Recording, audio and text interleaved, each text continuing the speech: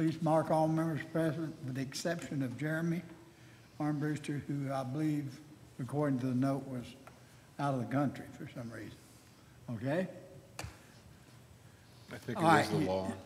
Pardon? I think it might have been the law. All right. You have before you the minutes of the August 27th meeting. Any corrections or additions to the minute? Not, a motion's in order. I'll make a motion to accept the minutes as written. Second? Second.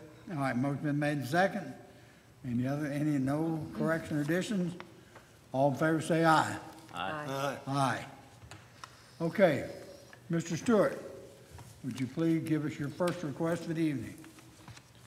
Yes, Mr. Chairman. Our first request is from Mr.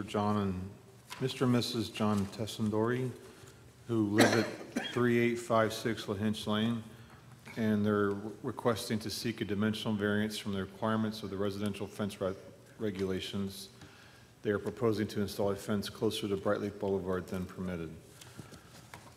The property is located on LaHinch Lane in the Adair State subdivision and has a detached single-family residence, and all the adjoining properties have a detached single-family residence, with the exception of the property to the west, which is currently vacant.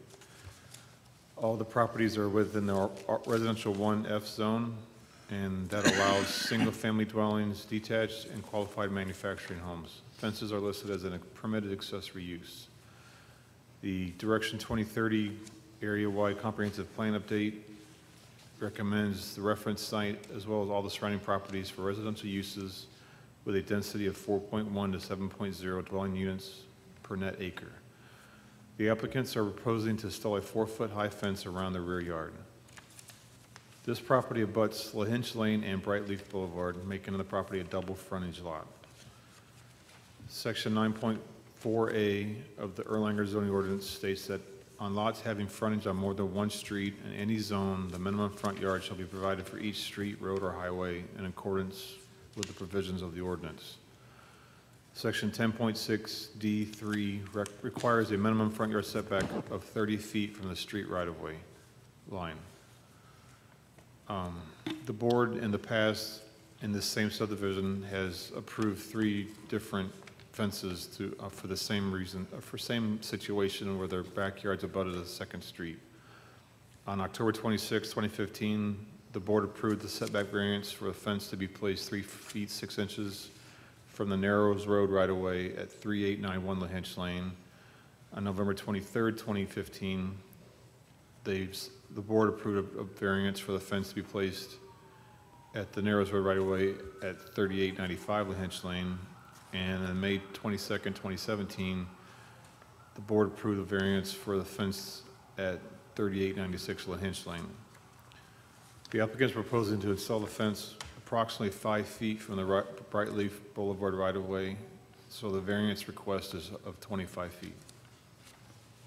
Okay, and that's a single variance across the rear of the property, correct? Correct. Okay, any utilities that are going to be inside past that 5-foot variance? I do not believe there's any utilities on that back property Okay. line. So in other words, he's asking for a 25-foot variance on the back, backing up to Brightleaf, correct? Correct, sir. Okay, those of you that are going to speak for or against, please stand and raise your right hand. Y'all swear to tell the truth and nothing but the truth, so help you God. Okay, both of you, I think, are probably going to speak, but anyway, whichever one is making the motion, please step up to the podium, give your name, and state your reason for your request. My name's Emily Tessendori, so I'm one of the owners of this property. The main reason we want this fence is for the safety of our children. We have a 2-year-old and a 6-month-old. And so we'd like to, close it in so they can't get to Brightleaf. And on the west side of the property, it also dips off pretty aggressively. And we don't want them to fall down that hill at the same time. So we would appreciate your consideration.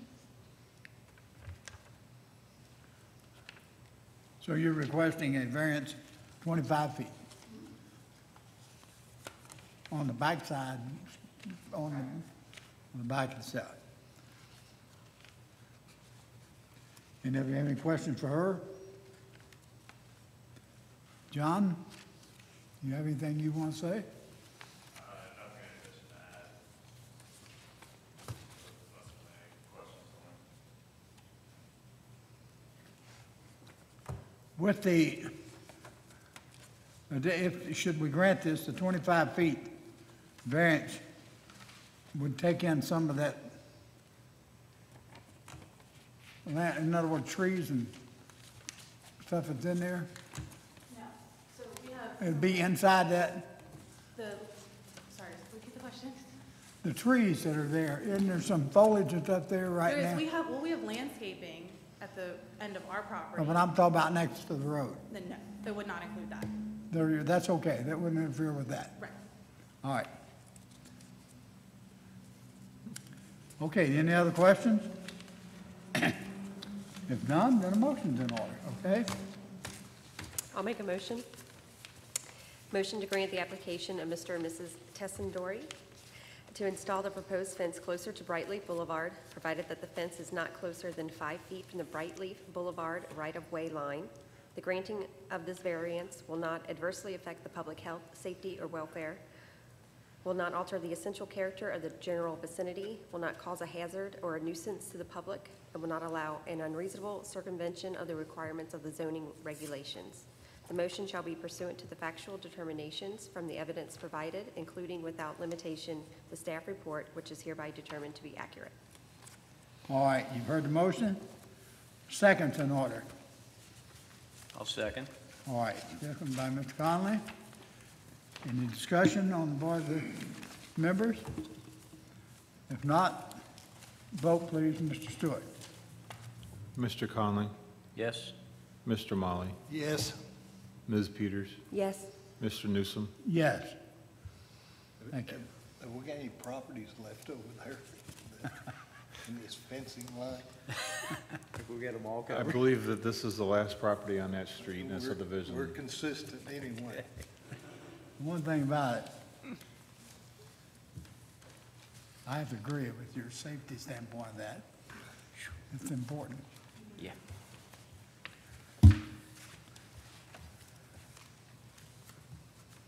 Okay, Mr. Stewart, your second request of the evening.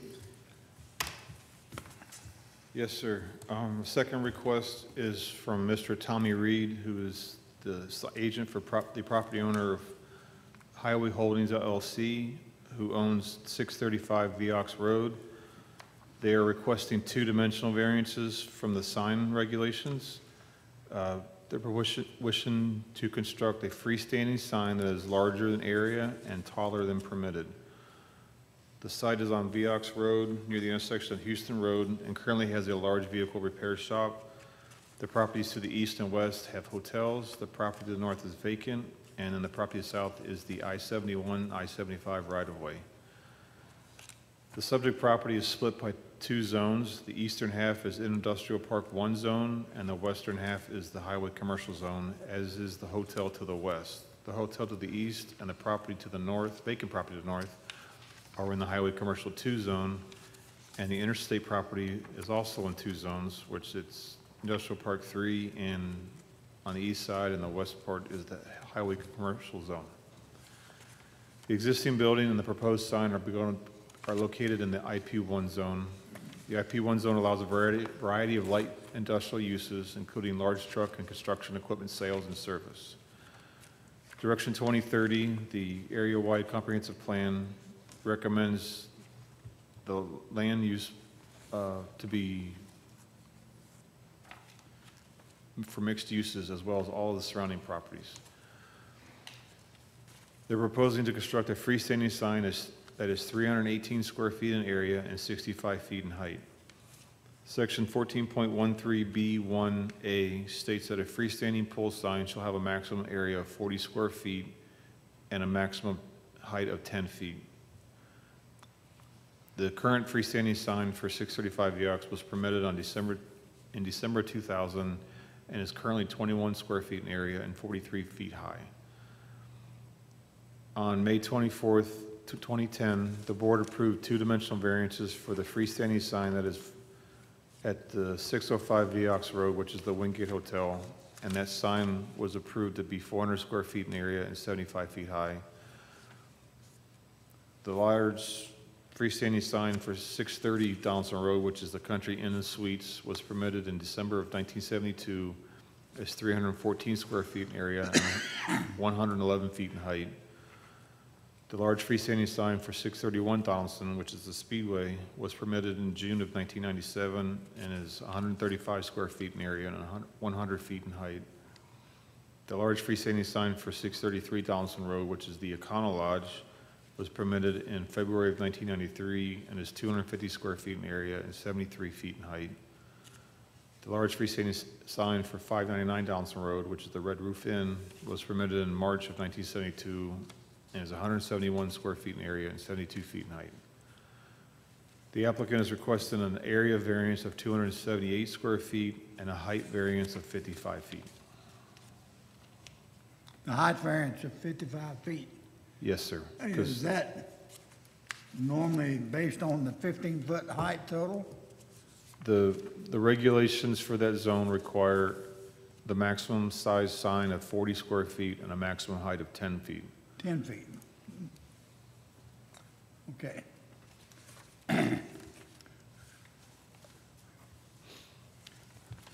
All right, those of you that are going to speak for or against, please stand, raise your right hand.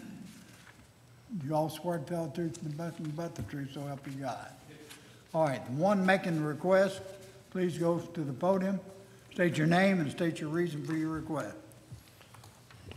Good evening. My name is Mike Cassidy. I'm here representing Peterbilt on behalf of Atlantic Sign Company. Before I get started, just to help us all get a better picture of what we have, we actually flew a mock-up. We brought a crane down, did a mock-up, established what the height really needs to be to see it from the interstate and the proposed size. Now, I will tell you that Peterbilt, like a lot of the other national companies, have established sizes. They don't deviate much from those, so we had one much larger size sign that we elected not to use. This sign that we're proposing will work well enough for us, and it's kind of like the minimum size that we can get away with to do this. So let me just hand these out to you. This is really going to help me a lot. Thank you.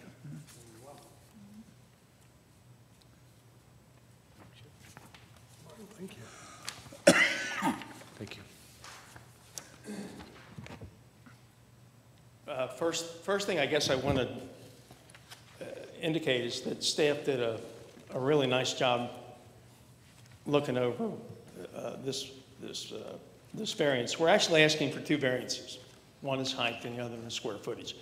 The current zoning is on that piece of property is actually HC and then IP-1. The signage will be located on IP-1, which only allows the 40 square feet and 10 feet above grade. Now, as staff indicated, actually the current sign is 152 square feet. It's 8 by 19. So that was a little bit of a typo. The other, and it is 43 feet to the top of the sign. The other part is all our documents that we submitted actually are asking for 65 feet to the top of the sign instead of the, I think it was 50. We had submitted a drawing before we had done the mock-up, but not before we had done the actual submittals. So we indicated on our actual application that we were looking for 65 feet. Our request is 278 square feet, and it's at 65 feet to the top. What you see on the document, on the drawing that I just submitted to you, is to scale and is to the actual height. On both of those drawings, you can see a stick or the crane stick sticking up past that. What we did is we basically took the sign and superimposed it over the mock-up itself. The mock-up was 6 by 12, so we were able to proportionally size that particular sign using the 6 by 12 as a scale. So what you see is as accurate as we possibly could be on what that sign will actually look like. Would we have liked it taller? Yes. Does Peterbilt feel it's a wise investment? maybe not so much. They could get away with what we've asked for at this point.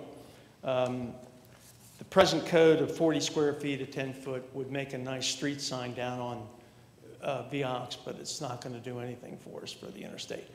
Truthfully, the existing sign that's there now doesn't do the job. The reason I'm here tonight is because Mike Bernard with Peterbilt asked our company to come in and start doing some background research and to look and see what was a practical application. The only way we could really do that is if we did the mock-up. We couldn't guesstimate what the height should be. We couldn't guesstimate what the size should be. So we went through that entire exercise to make sure that what we presented to you today was the bare bones to work adequately for them. You can see that sign both northbound and southbound. And I had initially looked up the traffic count, and I think it's somewhere around 130,000 viewings a day at that particular intersection. So we're talking close to 1 million viewings over a 7-day period. Staff has already given you sizes of the existing signage that are in the surrounding area, and our particular sign fits well within that criteria.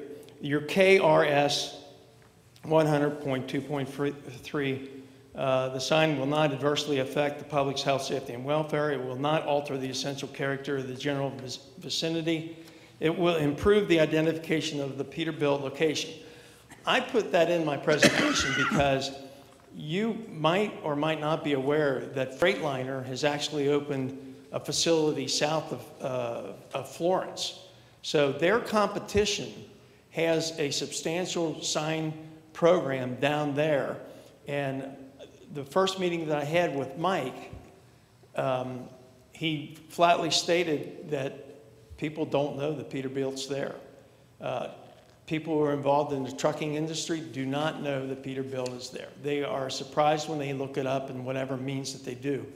So we have 1 million viewings in a week, almost 1 million viewings in a week as far as advertising is concerned. So the prudent thing for them to do was to go ahead and see if we could get an approval on these variances from the city of Erlanger. I really don't have a lot more to add to that. I thought the drawing, the picture that we provided for you gives you an idea that we're not looking for something that's way out of the norm for interstate viewing, but it actually falls within the criteria of what the sign industry looks for. I will add one more thing. The SBA, Small Business Administration, has documents and has done their surveys, and shows that there is an increase in actual sales from anywhere between 18 and 32% when appropriate signage is put up. I guarantee you that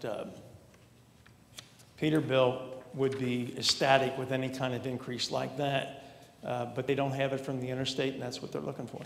So I want to respectfully request that you would consider and approve these variances as they have been proposed. And I thank you, and if you have any questions, I'm more than happy to answer them. There also is a gentleman here from Wingate who I just met tonight who has come up to support this project. He went through kind of the same thing with a smaller sign, realized it was too small, and I was also here for that variance for Wingate. So I want to thank you for your time and your allowance of more than 3 minutes, and if you have any questions, I'd be more than happy to answer them. Your mock-up from where you put your sign and place your sign, is that done on the expressway? Say that again? Was it done up on the expressway level? Was the mock-up? Yeah. No, the mock-up was actually done in their parking lot, and we took a crane and raised it up to the 65-foot height. Right, but I'm talking about visibility. Oh, visibility? Yeah, we actually drove up and down the interstate and viewed the mock-up. What the sign that you see is actually superimposed over the top of the crane mock-up. So we had a 6x12. We knew exactly what the size was. We knew exactly what the height was. We used the 6x12 to scale the new sign. So what you see is fairly accurate.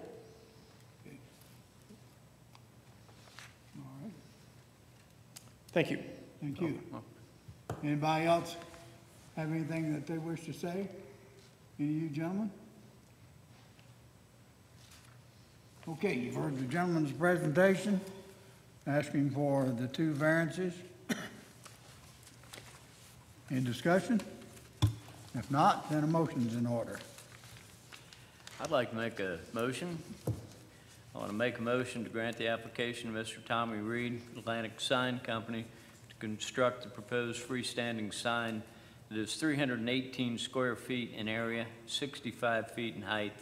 The granting of this variance will not adversely affect the public health, safety, or welfare, will not alter the general essential character of the general vicinity, and will not cause a hazard or a nuisance to the general public, or will not allow an unreasonable circumvention of the requirement of the zoning regulations. The motion shall be pursuant and the factual determinations from the evidence provided, including without limitation to the staff report, which is hereby deemed to be accurate. Let's go ahead and second that motion, please. All right. Mr. Stewart, are we assuming that the total height then of the sign is going to be 80 feet or 70 feet, 75 feet? 65 feet would be the total height. 65 total height, that would include, That's from the parking lot where the Okay. business is at. all right. So you got your 318 square foot plus your 65. You got your two variances. Yes. Okay, you heard the motion, heard the second. Any other discussion? Second. Seconded by Mr. Molly. No other discussion then? Roll call, Mr. Stewart. Mr. Molly, Yes. Ms. Peters, Yes. Mr. Conley, Yes? Mr. Newsom. Yes. Thank you, gentlemen. Thank you. Thank you.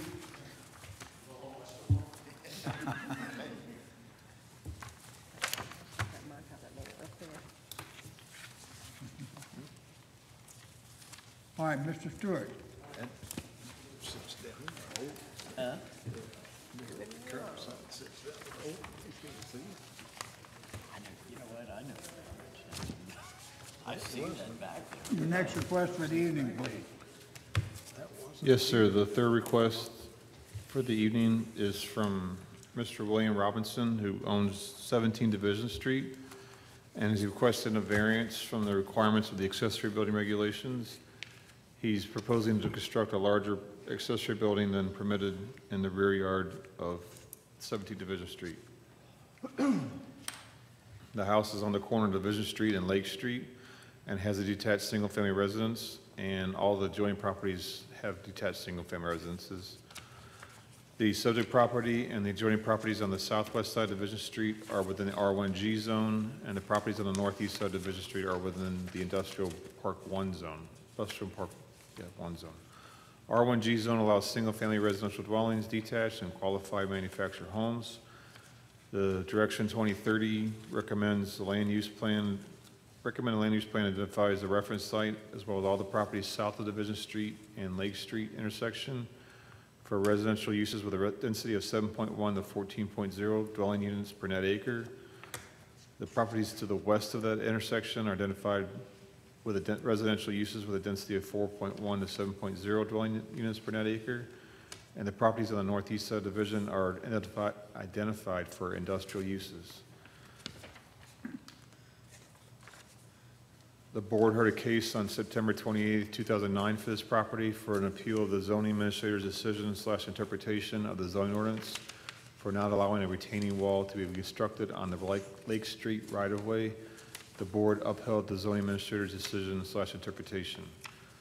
The applicant is proposing to construct an accessory building that is 14 feet wide by 31 feet in depth. That will be 434 square feet in area.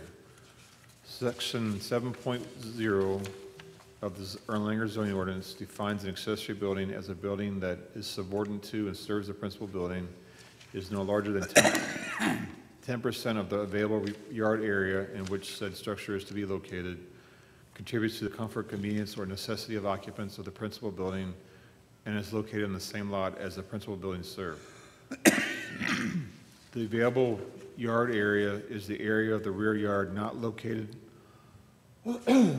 within the required setbacks, which is 5 feet from the southeast side and rear property lines, and 15 feet from the Lake Street right-of-way line. The available yard area for the reference property is approximately 2,040 square feet, which would allow a maximum size for an accessory building that is 204 square feet in area. So the applicant has requested an area variance of 230 square feet.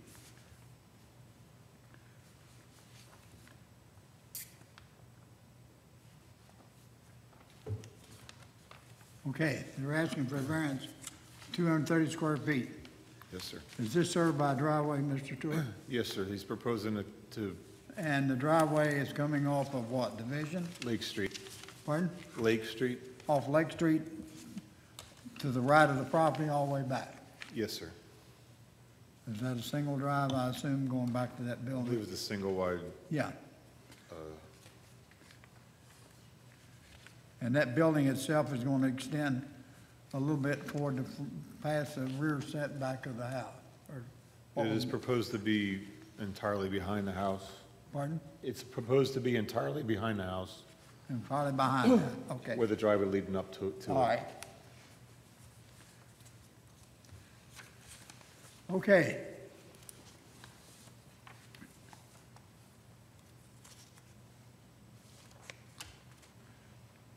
Assuming you're Mr. Robson?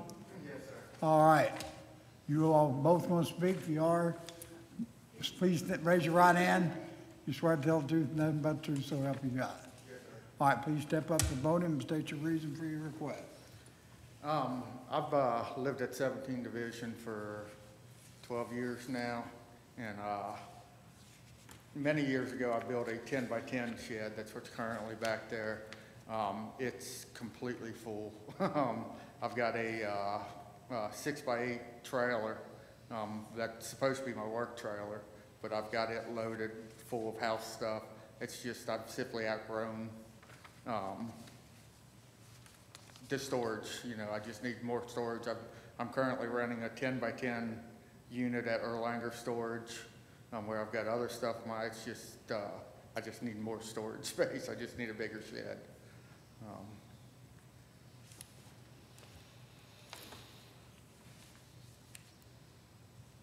Okay, now, you've heard the request for, I've got a question.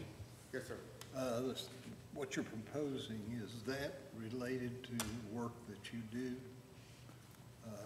to earn a living? No, not necessarily. It's just more just lawnmowers. I bought a riding lawnmower. I have no place to store it. My yard tools, just your common everyday household stuff. I bought it's a kit. It's a 14 by 31 kit. And I bought it not knowing that there was a percentage or whatever. So when I applied for the permit, Mr. Stewart told me, about that. So I've had the shed sitting in my driveway, unassembled, of course, sitting there just waiting.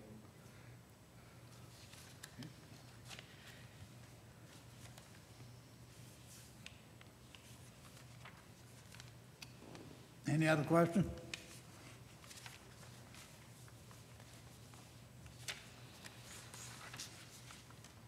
If not, then we'll close down that section of it.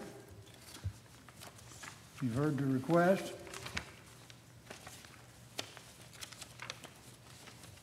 With that being said, a motion's in order.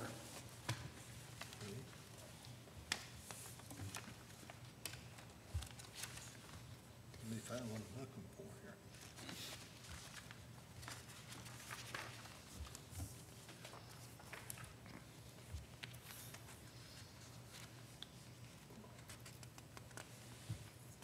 There it is.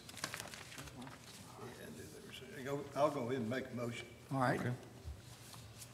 Make a motion that we grant this application to Mr. William Robinson to construct the proposed accessory building with an area of 434 square feet behind the house. The granting of this variance will not adversely affect the public health, safety, and welfare, will not alter the essential character of the general vicinity, will not cause a hazard or nuisance to the public, and will not allow an unreasonable circumvention of the requirements of the zoning regulation. The motion shall be pursuant to the factual determination from the evidence provided, including, without limitations, the staff report, which is hereby determined to be accurate.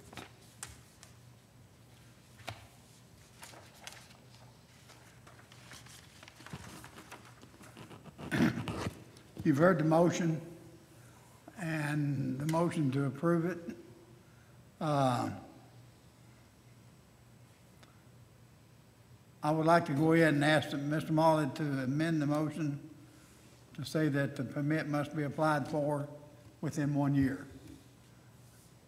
If that's okay with you, Mr. Marley, to add So, that. it's fine. Please add that to the motion. He's Okay. already accommodated us. Okay. Okay.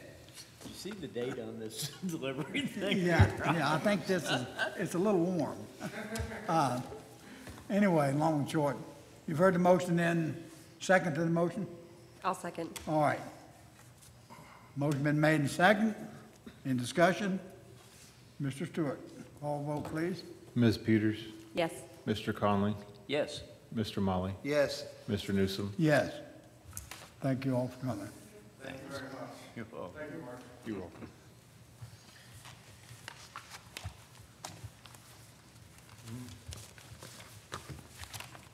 Mr. Stewart, A lot of paper for this. anything in Harper for next month? Not officially, but we probably will have at least one. Pardon? Not officially, no one's applied yet, but we probably will have at least one. Okay. All right, that's it? Any other discussion or anything for the group? All right, motion's in order to adjourn. I'll make a motion. Motion been made, second? Second. All in favor, say aye. Aye.